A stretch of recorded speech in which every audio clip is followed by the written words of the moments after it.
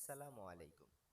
আজকে আমরা বাংলাদেশ কারিগরি শিক্ষা বোর্ডের আওতায় ভোকেশনাল শিক্ষার্থীদের 2026 সালের পর্ব সমাপনী পরীক্ষার বাংলাদেশ ও বিশ্ব পরিচয় নমুনা প্রশ্ন নিয়ে আপনাদের সামনে হাজির হয়েছি। ইনশাল্লাহ নমুনা প্রশ্নটি আপনারা ভালোভাবে কাভার আপ করলে ইনশাল্লাহ আপনারা 80% কমন পাবেন। প্রথমে আমরা যে প্রশ্নটি রেখেছি, কত তারিখে বাংলাদেশের স্বাধীনতা যুদ্ধ সংঘটিত হয়? বাংলাদেশের স্বাধীনতা যুদ্ধে কোন কোন শ্রেণী পেশার মানুষ অংশগ্রহণ করেছিল? ঘ ঘয়ের মধ্যে আমরা রেখেছি বাংলাদেশের স্বাধীনতা যুদ্ধে স্বাধীন বাংলা বেতারের ভূমিকা বর্ণনা করো। বড় ঘয়ে আমরা রেখেছি স্বাধীনতা অর্জনে নারীদের ভূমিকা ছিল গুরুত্বপূর্ণ, উদ্দীপক ও পাঠ্য বইয়ের আলোকে উক্তিটি বিশ্লেষণ করো। 2 নম্বরে আমরা রেখেছি কয়ের মধ্যে ঐতিহাসিক 7 মার্চের ভাষণ প্রদান করেন। খ 7 মার্চের ভাষণের মূল কথা কি ছিল? উদ্দীপকে উল্লিখিত ভাষণটির পটভূমি ব্যাখ্যা করো। ঘয়ে আমরা রেখেছি উক্ত ভাষণটি ছিল মূলত বাংলাদেশের স্বাধীনতার অনুষ্ঠিত ঘোষণা, উক্তিটি বিশ্লেষণ করো।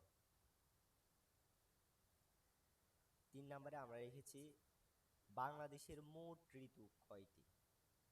খয়ে আমরা রেখেছি মৌসুমী বায়ু কাকে বলে? গয়ের মধ্যে আমরা রেখেছি বাংলাদেশের জলবায়ু সমভাবাপন্ন হওয়ার কারণ ব্যাখ্যা করো। বর্ষাকালে বাংলাদেশের অধিকাংশ বৃষ্টিপাত হওয়ার কারণ বিশ্লেষণ করো। 4 নম্বরের কয়ের মধ্যে আমরা রেখেছি বৈশ্বিক উষ্ণায়ন কি? খ গ্রিন হাউস ইফেক্ট বলতে কি বোঝায়? গ উদ্দীপকের আলোকে জলবায়ু পরিবর্তনের প্রভাবগুলো ব্যাখ্যা করো। ঘ জলবায়ু পরিবর্তনের নেতিবাচক প্রভাব মোকাবিলায় বাংলাদেশের করণীয় বিশ্লেষণ করো। 5 নম্বরে আমরা রেখেছি বাংলাদেশের 2টি প্রধান নদীর নাম লেখো। বাংলাদেশের মিঠা পানির উৎসগুলোর একটি তালিকা তৈরি করো। বাংলাদেশের পদ্মা নদীর একটি সংক্ষিপ্ত পরিচয় দাও। বাংলাদেশের নদীগুলো কৃষি জমির উপর প্রভাব ফেলে তা বর্ণনা করো। গণতন্ত্র কি? নির্বাচন বলতে কি বোঝায়? উদ্দীপকে উল্লিখিত স্বাধীন প্রতিষ্ঠানটির গঠন ও কার্যাবলী ব্যাখ্যা করো। বড় গয়ে আমরা রেখেছি উক্ত প্রতিষ্ঠানটির নিরপেক্ষতার উপর সুষ্ঠু গণতন্ত্র নির্ভরশীল মূল্যায়ন করো। সাথে আমরা রেখেছি এইচডিজি এর পুনরূপ কি? এইচডিজি এর পুনরূপ কি? 7 নম্বরে আমরা রেখেছি এইচএসডিজি এর পুনরূপ কি? খ টেকসই উন্নয়ন বলতে কি বোঝায়? টেকসই উন্নয়ন বলতে কি বোঝায়?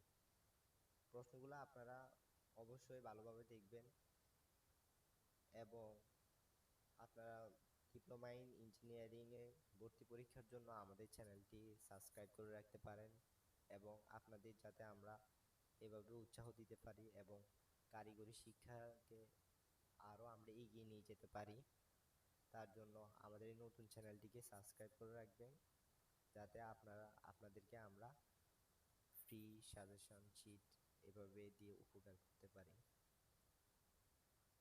এখানে ছোট গ এর মধ্যে উদ্দীপকে উল্লিখিত লক্ষ্যগুলো অর্জনে বাংলাদেশের বর্তমান উদ্যোগগুলো ব্যাখ্যা করো। গ উক্ত লক্ষ্যমাত্রাগুলো সম্পূর্ণ অর্জন করতে পারলে বাংলাদেশের আর্থিক সামাজিক অবস্থার বৈপ্লবিক পরিবর্তন ঘটবে, বিশ্লেষণ করো। 8 নম্বরে আমরা রেখেছি রেমিটেন্স কি? রেমিটেন্স কি? খ জনশক্তি রপ্তানি বলতে কি বোঝায়? গ করিম সাহেবের পাঠানো অর্থ তার পরিবারের জীবনযাত্রার মান উন্নয়নে কিরূপ ভূমিকা রাখছে, ব্যাখ্যা করো। ঘ বাংলাদেশের অর্থনৈতিক উন্নয়নে প্রবাসী আয় বা রেমিটেন্সের ভূমিকা অনস্বীকার্য, উদ্দীপকের আলোকে বিশ্লেষণ করো। 9 নম্বরে আমরা রেখেছি একটি চক রেখেছি, এখান থেকে আপনারা কৃষিখাত বলতে কি বোঝায়? খ বাংলাদেশের অর্থনীতি কৃষি প্রধান কথাটি বুঝিয়ে লেখো। ঘ উদ্দীপকের চক এ অর্থনীতির ধারণাকে নির্দেশ করে? কোন অর্থনীতির ধারণাকে নির্দেশ করে তা ব্যাখ্যা করো।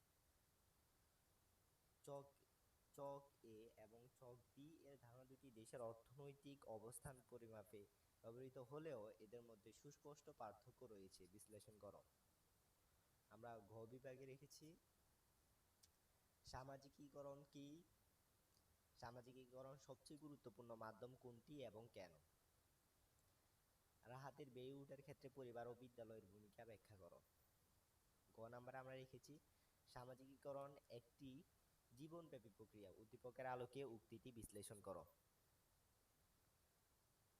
11 নম্বর মাদকাসক্তি কি? যুব সমাজ মাদক আসক্ত হওয়ার দুটি প্রধান কারণ লেখো। সজীবের এই আসক্তির কারণে তার পরিবার ও সমাজে কি ধরনের প্রভাব পড়তে পারে ব্যাখ্যা করো। যুব সমাজকে মাদকে ভয়াল থাকা থেকে রক্ষা করতে বহুমুখী পদক্ষেপ প্রয়োজন, বিশ্লেষণ করো। আপনারা এরকম সুন্দর সুন্দর নমুনা প্রশ্ন পেতে এবং আমাদের যদি আমাদের ফ্রি সাজেশনগুলো পেতে চান, আমাদের ফ্রি ডেসক্রিপশনে থাকা নাম্বারে আমাদের ফ্রি হোয়াটসঅ্যাপ গ্রুপে আপনারা যুক্ত হতে পারেন। তাহলে আপনারা আমাদের ওই গ্রুপে আমাদের শিক্ষার্থীদেরকে ফ্রি সাজেশন দেওয়া হয়। কেননা একটা ইউটিউবে ভিডিও তৈরি করতে অনেক সময় সাপেক্ষ ব্যাপার, তবুও আপনাদের পরীক্ষা যাতে ভালো হয় তার জন্য আমার পড়ালেখার পাশাপাশি এবং ব্যস্ততার মাঝে আপনাদের জন্য ভিডিও তৈরি করতেছি। সবাই সাপোর্ট রাখবেন। আসসালামু আলাইকুম রহমতুল্লাহ।